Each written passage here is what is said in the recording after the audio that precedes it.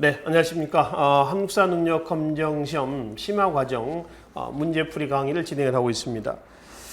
제가 지난 시간에 고대 문화사까지 해서 교재 있는 문제들을 중심으로 살펴봤습니다. 자, 이 시간은 고려시대 정치사 파트부터 해서 문제를 풀어보도록 하겠습니다. 여러분들 가지고 계신 교재는 163페이지입니다. 163쪽에 1번 고려 정치사 파트 문제부터 살펴보도록 하겠습니다. 밑줄군 이 전투가 일어난 시기를 연표해서 옳게 고른 것은 이것은 차전놀이인데 동체 싸움이라고 한다. 차전놀이는 왕건이 전투에서 안동 사람들의 지원을 받아 견훤에게 크게 승리한 것을 기념해서 시작되었다고 한다 그랬습니다. 차전놀이라고 하면은 동체 싸움이라고 그랬죠. 이런 겁니다. 통나무를 이렇게요, 두 개를 X자로 묶어요. 묶고 여기다가 판자를 널판을 갖다 대는 거죠. 여기 이제 이 편에, 그러니까 청군 백군 그러면 청군의 수장이 여기서 이제 끈을 잡고 이제 쓰는 겁니다. 이쪽에 이제 백군도 마찬가지 똑같은 동체를 만들어요. 여기 이제 널판지를 대고요, 묶어요. 여기 이제 백군의 우두머리가 묶은 끈을 잡고 서 있는 겁니다.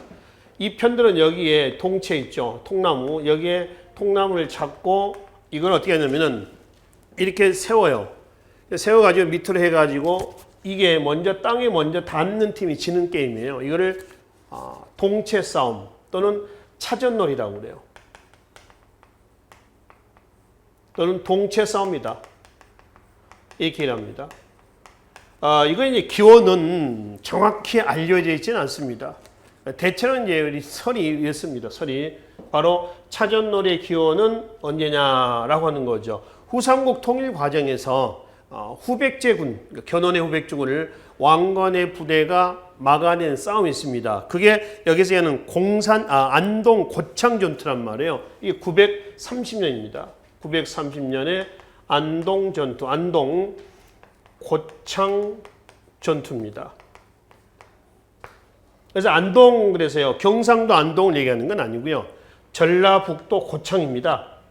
여기에서 후백제군을 밀어낸 거죠. 밀어내는 겁니다. 그 밀어내는 것을 고안해가지고 만든 것이 차전놀이다라고 하는 거죠. 후삼국 통일 과정은요, 927년에 대구 공산전투가 있어요. 이 대구 공산전투는 왕건이 죽다가 살아난 싸움이에요. 대신 신순겸 등이 대신 죽어요. 이때 변장을 해가지고요, 왕건의 옷을 입고 변장해서 도망을 치다가 잡혀서 죽습니다. 그리고 이제 930년에 견훤의 군대를 쳐요. 935년에 신라 있죠. 신라가 투항을 합니다. 신라 투항을 하죠.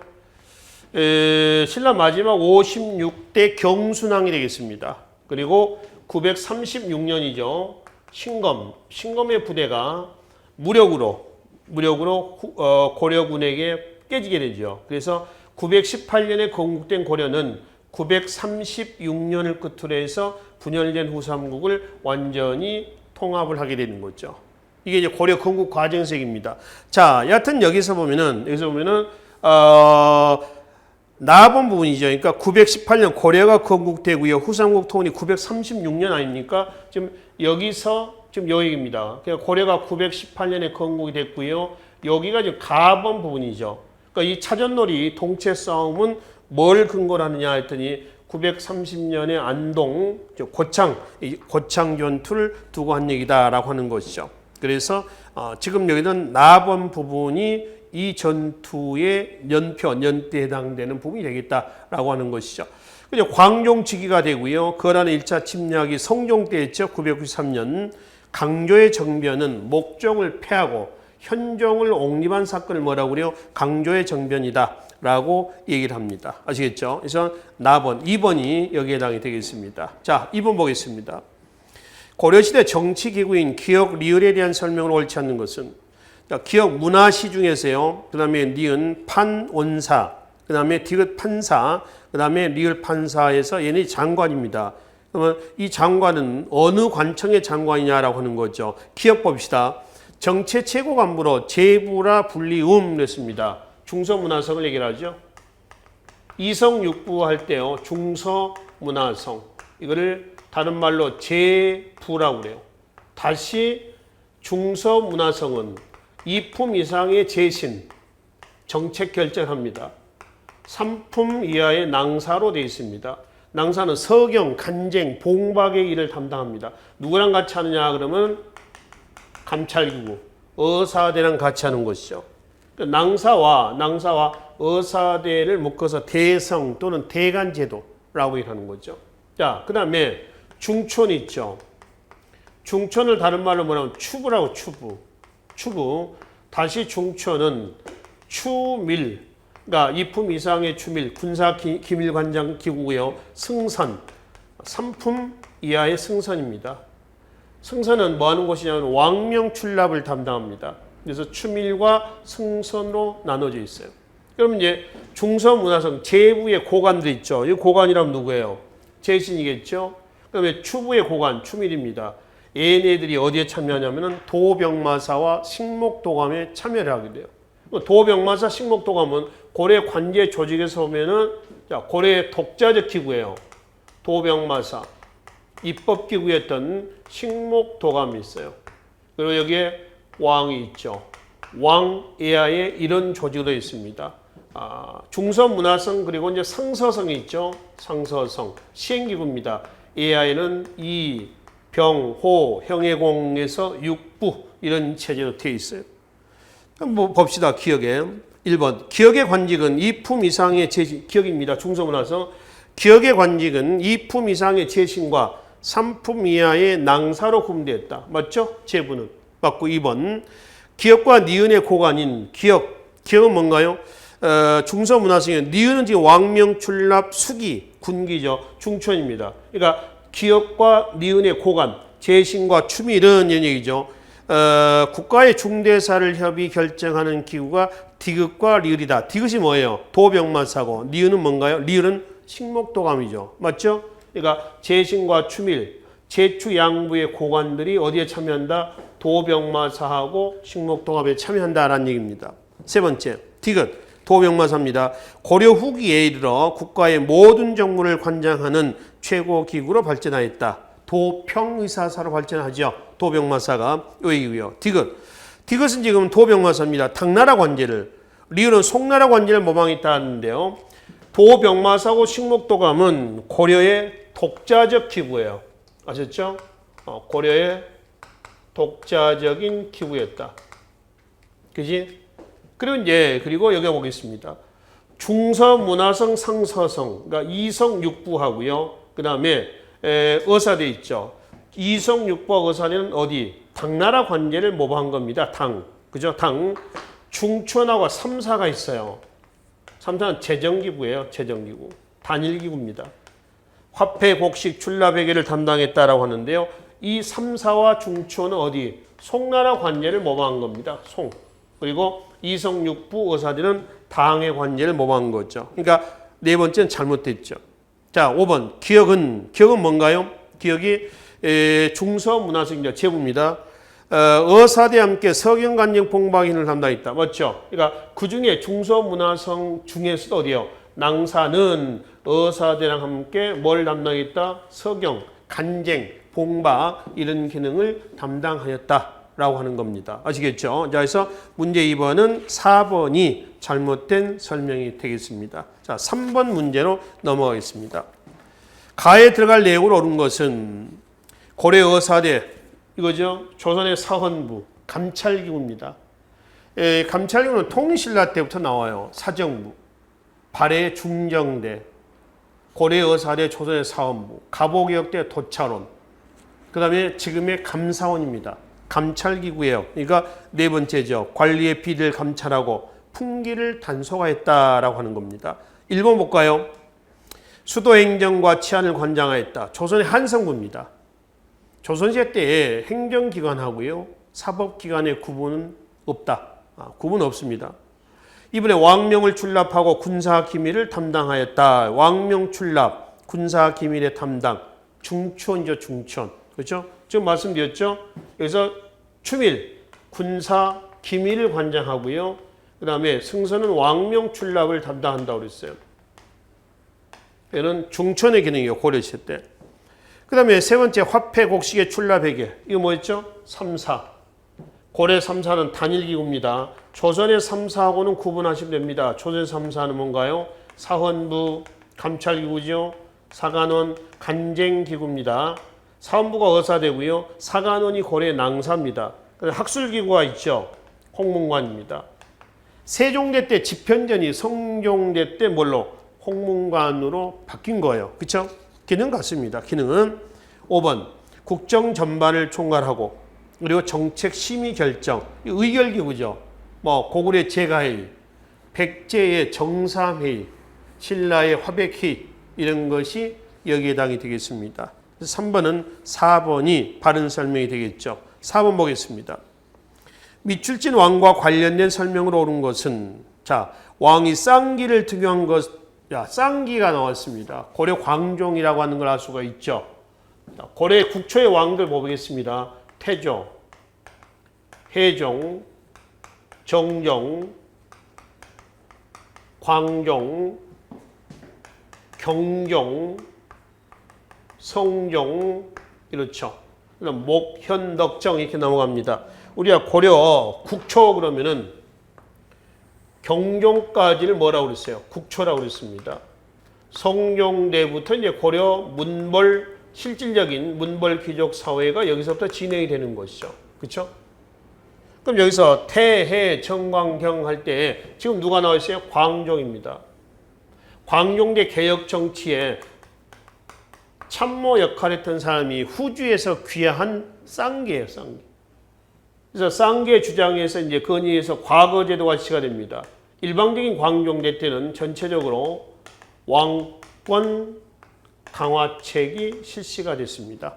왕권 강화책이다. 이거는 이제 태조 집권 26년 정도 되죠. 해종 2년, 4년 정도 됩니다. 해종과 정종은 태조의 정략 결혼의 대표인 희생양이에요. 그거를 보고 등장했던 광종은 일방적인 어떤 정책을 왕권 강화 정책을 폈는데 대표적인 것이 지금 물갈이하는 제도 있죠. 과거 제도예요.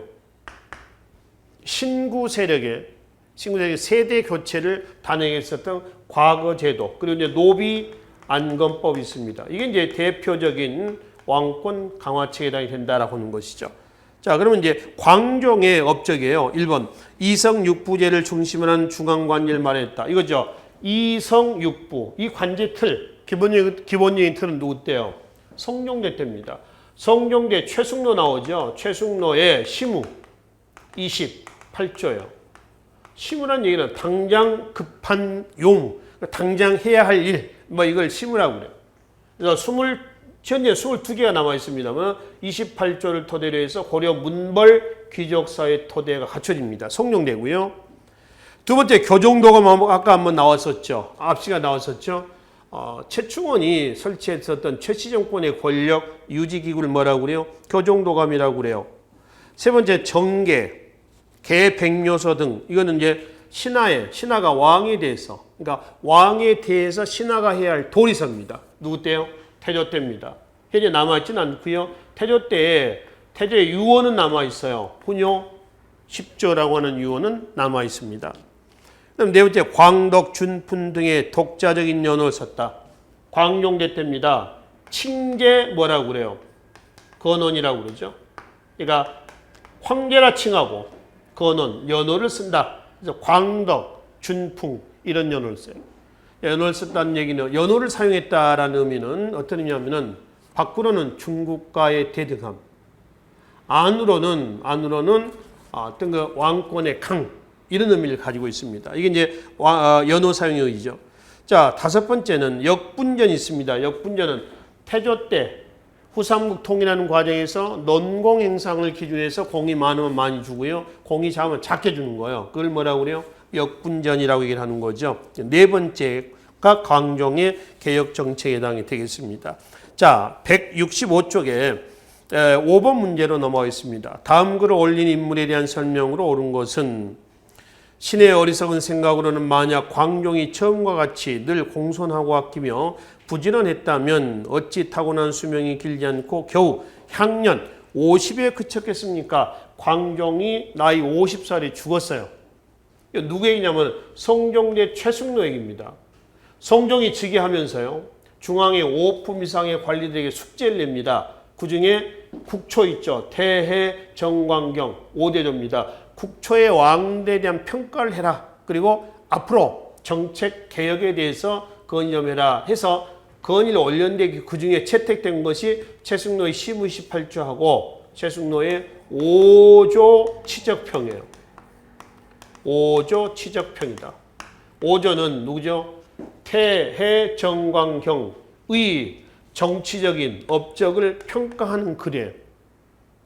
시무 28조. 그러니까 앞으로 그간의 기존의 국초의 왕대에 대한 평가는 이걸로, 앞으로의 정책 건의 이걸로 최승로가 건의해서 채택이 됐던 겁니다.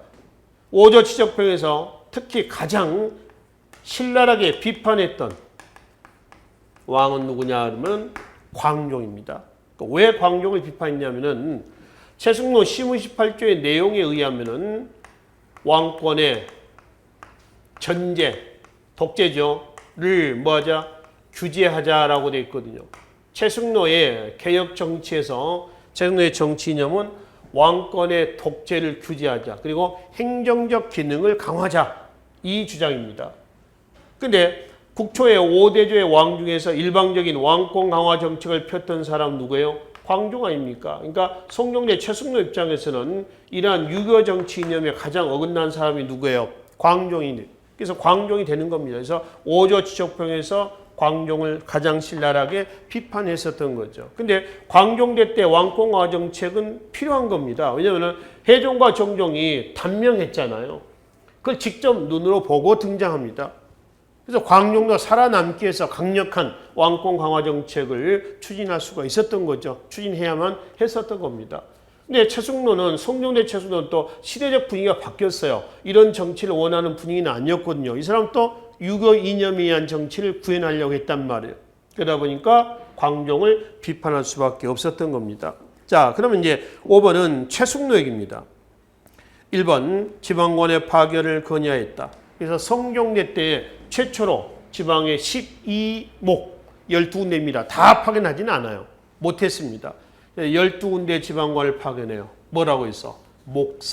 목사라고 해서 파견합니다. 자, 두 번째 독자적인 연호 사용 건의는 없어요. 세 번째 수도를 옮기자라고 하는 그런 주장도 없습니다. 네 번째는 성리학을 얘기합니다. 실천적 기능을 중시하는 신유학을 수행했다. 이건 고려 말이죠. 다섯 번째, 사회적 모순을 해결하기에 개혁안 10여 조를 제시했다. 10여 조가 아니라 시무 몇 개? 28조입니다. 이거는 최치원 얘기입니다. 최치원. 신라하대 때. 그래서 최승로 얘기니까요. 1번이 여기에 해당이 되어 있습니다. 6번 보겠습니다. 도표와 관련된 시기의 교육제도에 대해 옳지 않는 것은 지금 중앙의 국자감, 그리고 유학부, 기술학부, 국자학, 태학, 사문학, 그리고 기술학부에는 율서, 산학 이랬습니다. 거기에 라인이 좀 잘못되어 있는데요. 자, 유학부와 기술학부가 있죠. 하나로 연결되는데 유학부에 3개예요. 그 다음에 기술학부 3개. 이렇게 되야 됩니다. 그래서 국자학, 태학, 그 다음에 사문학, 그 다음에 율학, 서학, 산학. 그렇죠. 유학은 국자학, 태학, 사문학으로 나누는데요. 3품 이상, 그러니까 관련 이제 입학 자격이 관품에 따라서 구분이 되어 있습니다. 5품 이상 태학, 7품 이상 사문학. 그러니까 3, 5, 7품 이상의 관료의 자제들이 여기에 입학을 한다라고 하는 겁니다. 그리고 이제 밑에 지방에는 지방의 중등 교육기관 뭐가 있죠? 향교가 있습니다. 자, 이 교육제도는 어느 시대예요? 고려시대죠. 고려 국립대학을 뭐라고 그러죠? 국자감이라고 그래요. 조선은 성균관이라고 얘기합니다. 그죠? 1번 보겠습니다. 신분적 성격이 반영된 교육제도다. 그죠? 3품 이상의 고관의 자제는 국자학에 입학하고, 그러면 교과목이 다 다르냐 이거예요. 그렇지 않습니다. 국자학이건 태학이건 사문학이건 커리큘럼은 똑같아요. 같은 과목이야. 신분별 차등 교육하고 있다는 겁니다. 1번은 그 얘기죠. 2번은 국립대학은 과학기술 발달에 영향을 주었다. 왜 그러겠어요?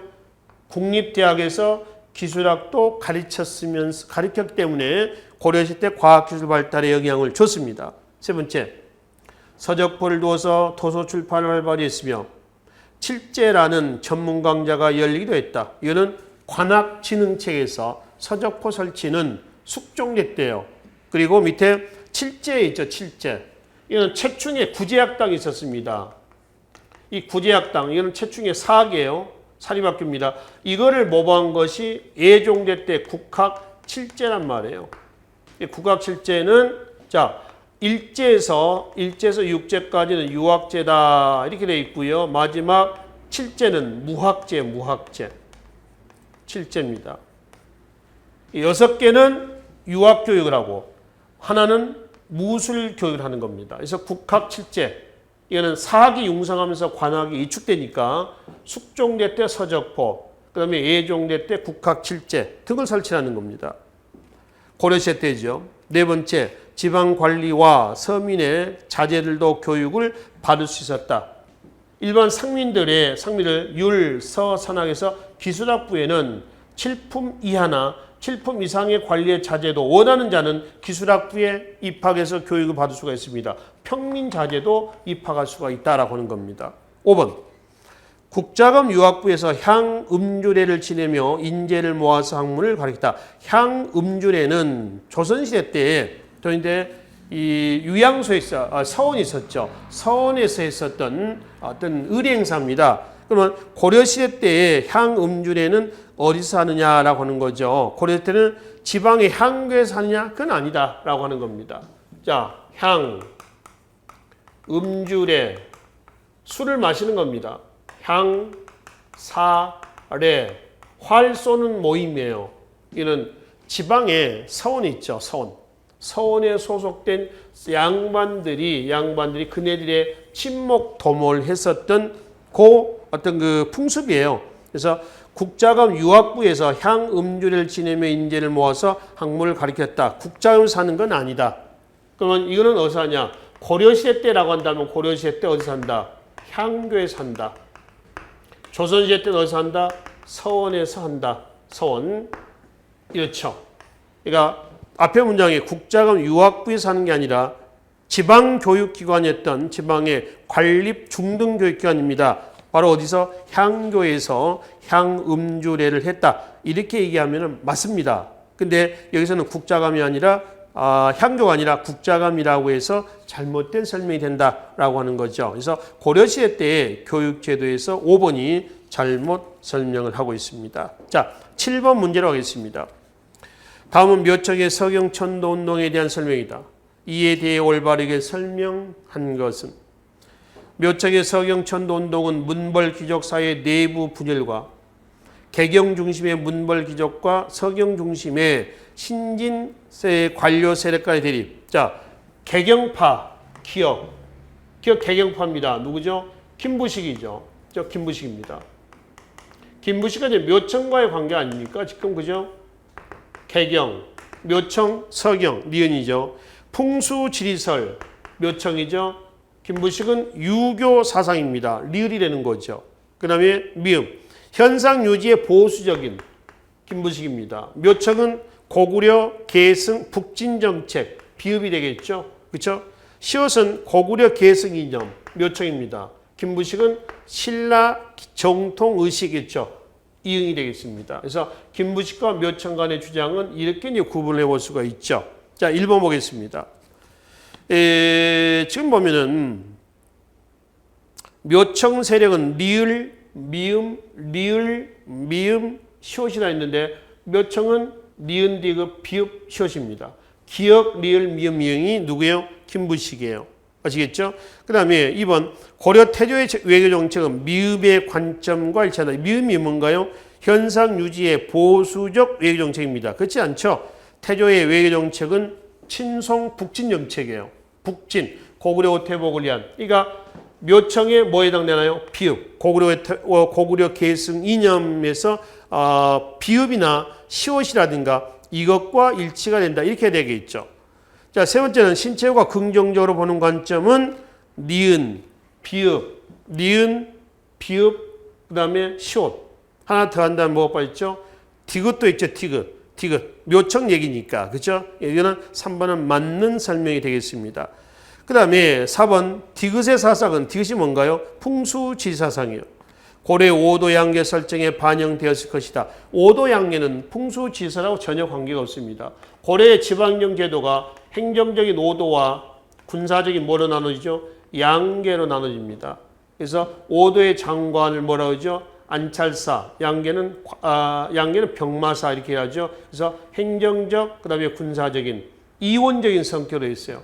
그럼 고려했을 때 풍수지리사가 관련된 것은 삼경, 특색연구역이죠. 자, 삼경 그러면은 서경, 그 다음에 동경, 그 다음에 남경, 한양입니다. 이 삼경하고요. 그렇죠? 그 다음에 서경 길지설이 있죠. 묘청의 서경천도 운동에 사상적 영향을 줬던, 그 다음에 문종대 때 남경 길지설도 나옵니다. 남경 길지설. 이라는 것이 이제 고려시대 때 풍수지설에 영향을 준 겁니다. 근데 삼경은 나중에 묘청의 서경천도 운동 이후에 없어지죠. 삼소제로 바뀝니다. 좌소, 개경주의 우소, 그 다음에 북소에서 삼소로 바뀌어요. 그래서 삼경, 삼소, 서경 길지설, 남경 길지설 죄다 뭐예요? 묘청의 사건에 나와 있는 풍수지리사상이 반영된 겁니다. 5번 기역세력의 집권유진, 기역이 누구예요? 김부식이죠. 집권유진은 조이청의 서경 반란의 원인으로 볼 수 있다. 조이청의 서경 반란은 명종대 때입니다. 명종대. 그래서 1174년 무신 정권 때예요. 그러니까 이 조이총의 난이라고 하지 않습니까? 김부식 이 부분하고는 관계가 없죠. 김부식은 무신정변 이전에 집권했던 사람이고요. 그다음에 조이총의 난은 무신 정권 정중부 때 명종대 때 일어났었던 반란이 되겠습니다. 그래서 3번이 바른 설명이 되겠네요. 자, 8번으로 하겠습니다. 다음 자료에 나타난 상황 이외의 사실로서 옳은 것은 왕이 보현원으로 가던 때, 보현원 사건이라고 하는 거죠. 마지막에 정중부 등은 왕을 궁궐로 도로 데리고 왔다. 1170년 무신정변입니다. 정중부의 난이라고 그러죠. 1번 보겠습니다. 그러니까 무신정변 이후에 일어난 사실을 묻는 겁니다. 만적이 개경에서 반란을 도모하였다. 최충원의 산호예요. 1198년입니다. 고려 문벌 지역사에 모순이 노출돼 가지고 1170년에 뭐가 터져요? 무신정변이 터집니다. 그죠? 그러니까 무신정변이 터지고요. 무신정권은 100년 갑니다. 100년. 100년의 시기를 세 시기로 다시 구분해 볼 수가 있습니다. 자, 무신정권 성립기, 그 다음에 무신정권의 확립기, 무신정권의 뭐죠? 몰락기. 성립기 그러면 제일 먼저 정중부가 등장하죠. 경대승이 등장합니다. 그 다음에 이의민이 등장합니다. 경대승이 정중부를 죽이고 등장하죠. 경대승이 병사니까 노비 출신이었던 이의민이 권력을 잡습니다. 그 이의민을 죽이고 등장했던 사람이 최충원이에요. 그의 아들 최우, 그의 아들들입니다. 최항, 최의, 4대 63년입니다. 최씨 정권이고요. 몰락기는 최의를 죽이고 등장했던 김준, 그 다음에 이면, 그 다음에 그의 아들이죠. 임유무 이렇게 넘어가죠. 이게 무신정권이에요. 그러니까 지금 여기서는 정중부 무신정변 이후에 일어났던 사건 중에 하나가 최충원 때 지금 뭐가 나왔어요? 만적의 봉기가 지금 나와 있죠. 맞죠? 그 이유니까. 두 번째, 이자겸의 왕이, 이번째, 이자겸의 난입니다. 자, 고려 문벌 기록사에 모순이 노출된 첫 번째 사건이 이자겸의 난이에요.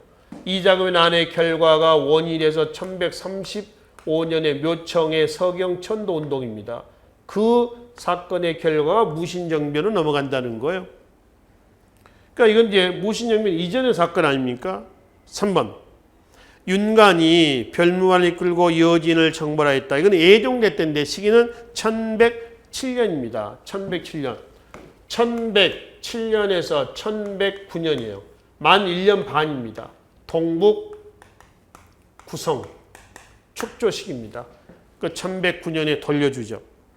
네 번째는 의천이 교종 중심의 해동천 태종을 개창하였다. 이거는 숙종대 때예요. 1097년입니다. 11세기예요.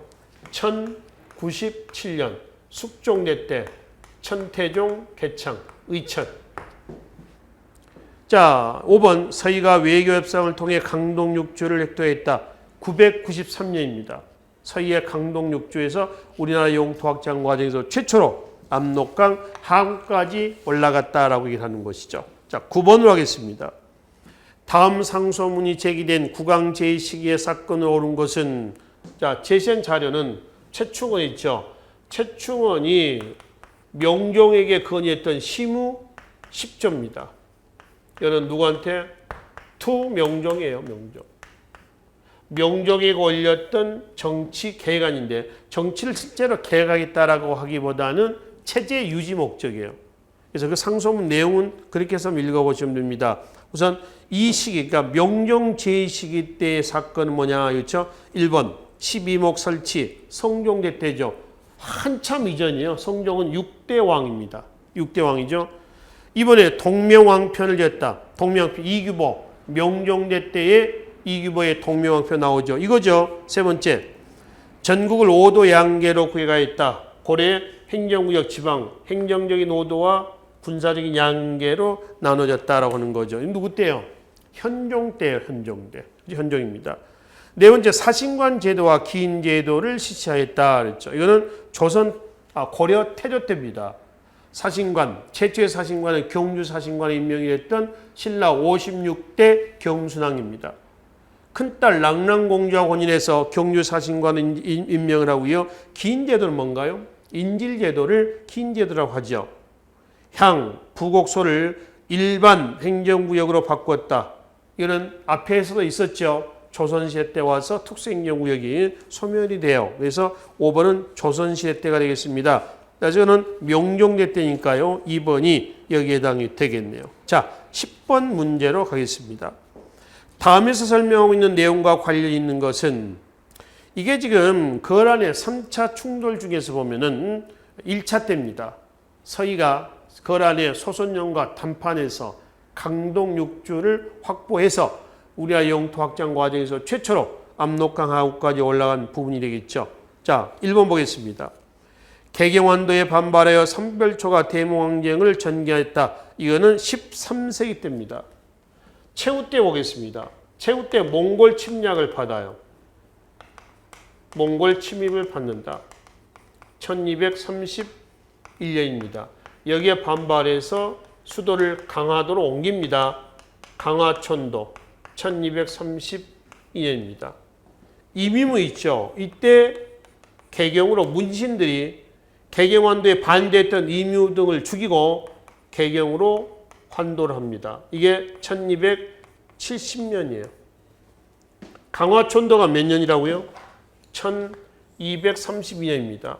개경환도가 1270년이야. 그러니까 약 몇 년 정도 강화도 시대가 있었던 거예요. 32년에서 70년입니다. 그러니까 약 한 40년 가까이 강화도 시대가 있었죠. 이때 몽골의 한 몇 차, 한 9차에 걸친 침략이 있었고요. 이 개경환도는 문신이 한 거라고요? 무신이 한 거라고요? 문신들입니다. 문신의 작품이에요. 그러니까 무신들은 개경환도에 반대를 했죠. 그것이 1270년에서 73년까지의 삼별초 항쟁입니다. 강화도에서 진도, 배중손, 다시 진도가 함락되죠. 김통정을 중심으로 제주도로 가서 제주도에서 전원 토벌이 돼요. 그리고 원간섭기로 넘어가는 그 부분입니다. 이건 13세기예요. 이건 지금 서희의 강동육주 확보는 거란 1차 침략됩니다. 993년이란 말이에요. 2번 강동육주 획득 이거겠죠. 서희 단판으로. 세 번째 별무반 설치는 숙종대 때예요. 거란 다음 얘기예요. 거란, 이어진 몽골, 고려 대왕계를 보면 이렇게 변천합니다. 네 번째 팔만 대장경을 접하는 건 최후 때입니다. 몽골 침략을 불력에서 막자라고 하는 거죠. 5번 우리나라 경계선을 압록강에서 두만간을, 이거는 사군 육진이 설치가 된 사군 육진.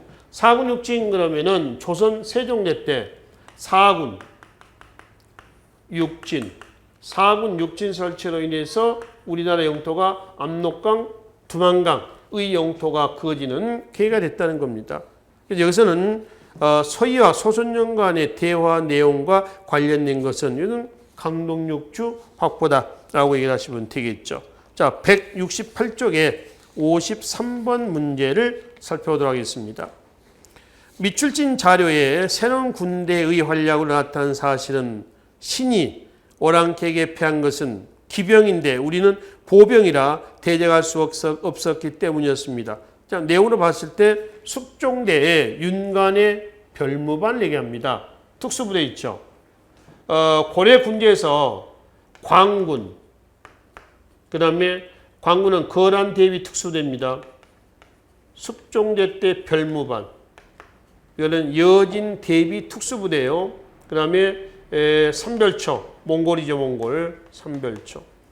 고려 말에 가면은 연호군이라고 있어요. 연호군. 연호군 뭐냐면은 일반 그 평민들로 구성이 됐어요. 일반 민들로 구성이 돼가지고요. 이거는 이제 고려 말 홍건적과 외구의 침략이 굉장히 많잖아요. 그 중에 외구의 침략을 막기 위한 부대예요. 이게 고려의 특수군이야.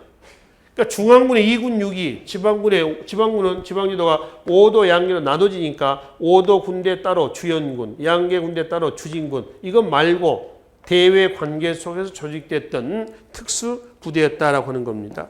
아시겠죠? 자, 그러면은 보겠습니다. 이 군대 뭐요? 별무반에 대한 얘기입니다. 1번 귀주에서 거란군을 격파했다. 귀주, 거란 격파. 강감찬 1019년 귀주 대첩이요. 2번 개경까지 침했던 홍건적을 격퇴했다. 홍건적은 공민왕대 때 2번 들어옵니다. 13세기 때죠. 그 다음에 처인성에서 처인 부곡이죠. 처인성 용인입니다. 몽골군의 공격을 막아내었다. 몇 차? 몽골 2차 침략 때. 그래서 1차, 2차 침략을 했던 살리타를 처인성에서 죽인단 말이에요. 그렇죠? 처인성에 죽이고요. 그리고 이제 처인 부곡이 처인현으로 승격이 됐다라고 하는 것이죠. 자, 네 번째 여진족을 물리치고 동북지방의 구석을 쌓았다. 이게 윤관의 별무반의 역할이죠.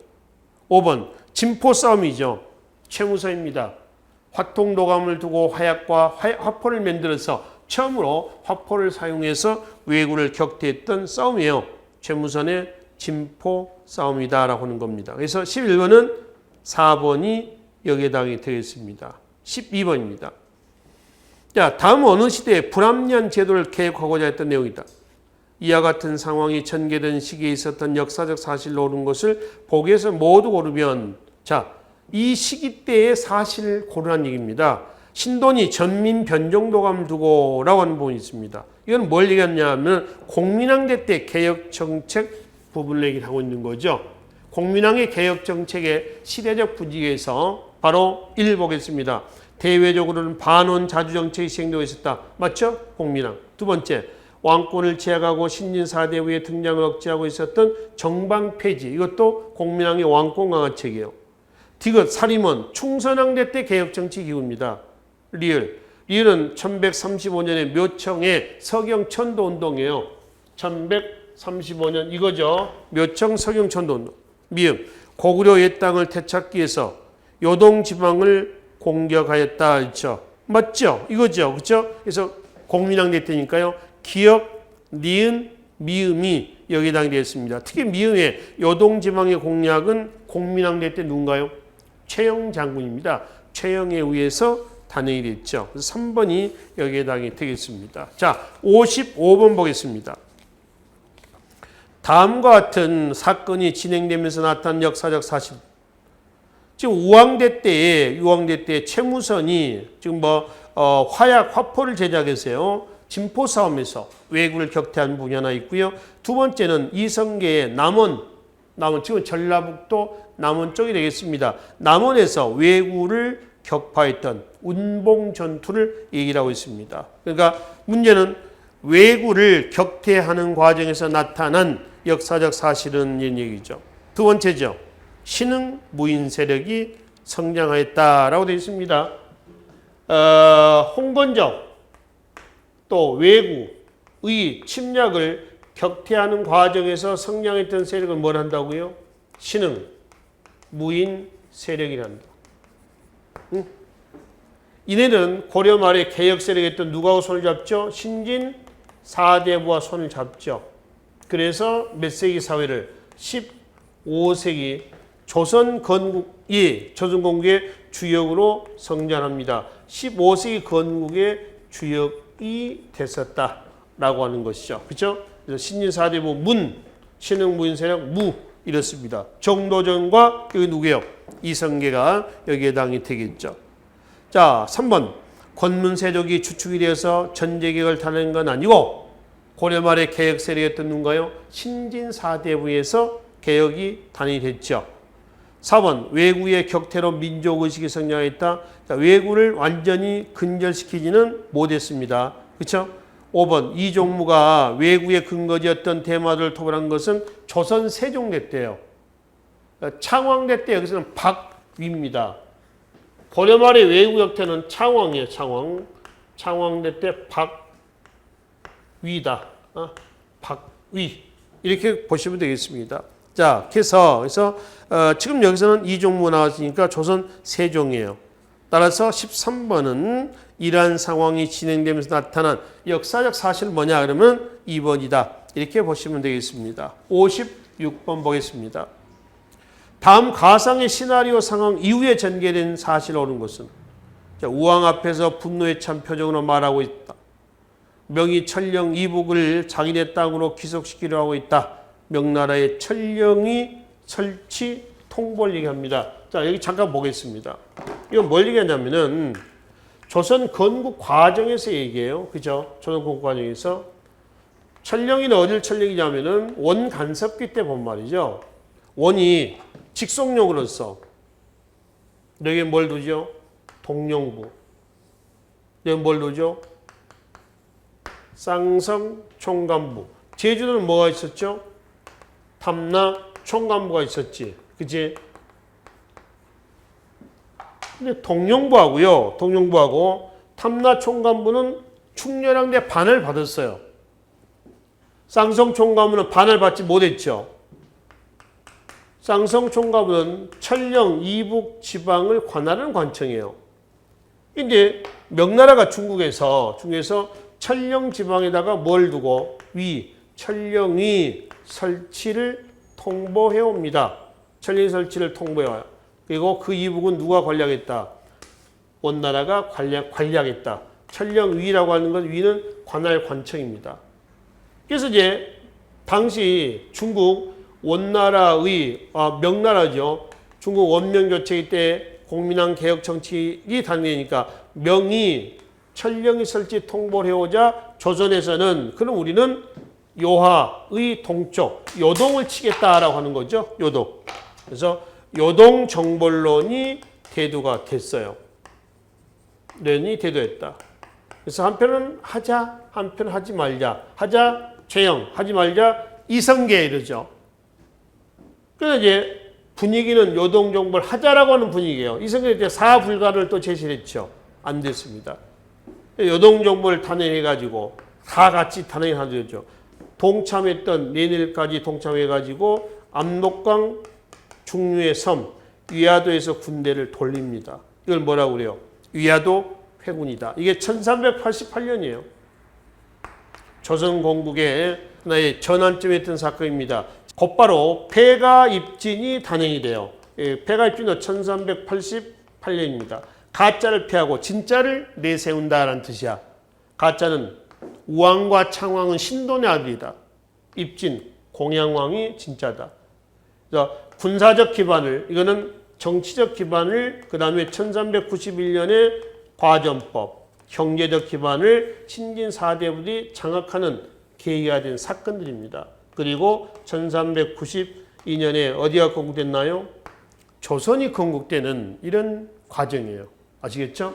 이게 조선 건국 과정입니다. 그래서 명이 천령이 설치를 통보한 것은 이걸 얘기를 하고 있어요. 아시겠죠? 자, 계속 보겠습니다.